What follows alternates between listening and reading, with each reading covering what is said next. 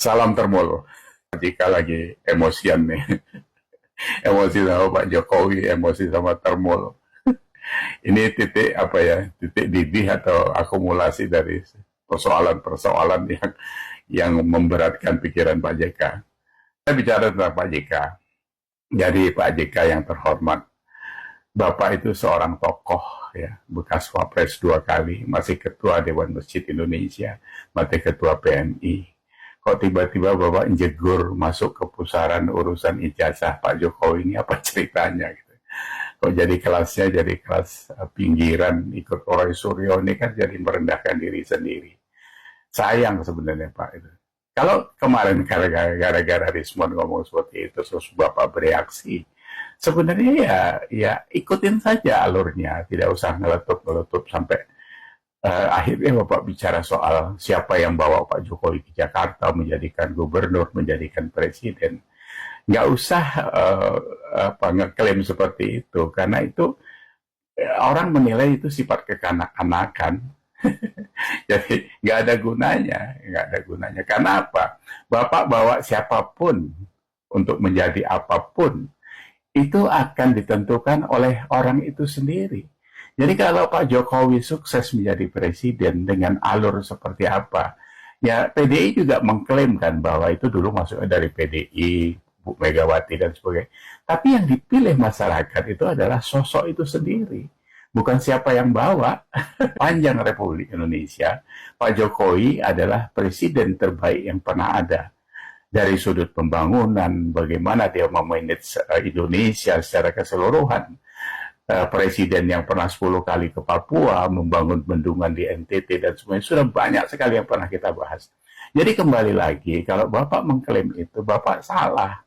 Bapak menjadi orang yang mau menonjolkan diri, seolah-olah Bapak punya jasa besar terhadap Republik ini.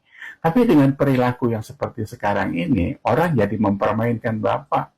Apa tidak mundur, kalem sedikit? Bapak belajar dengan Pak Jokowi lah.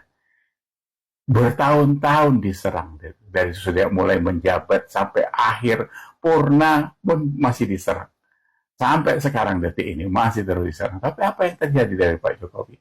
Dia kan tenang saja, menjawab seadanya, ya, cool. Karena apa?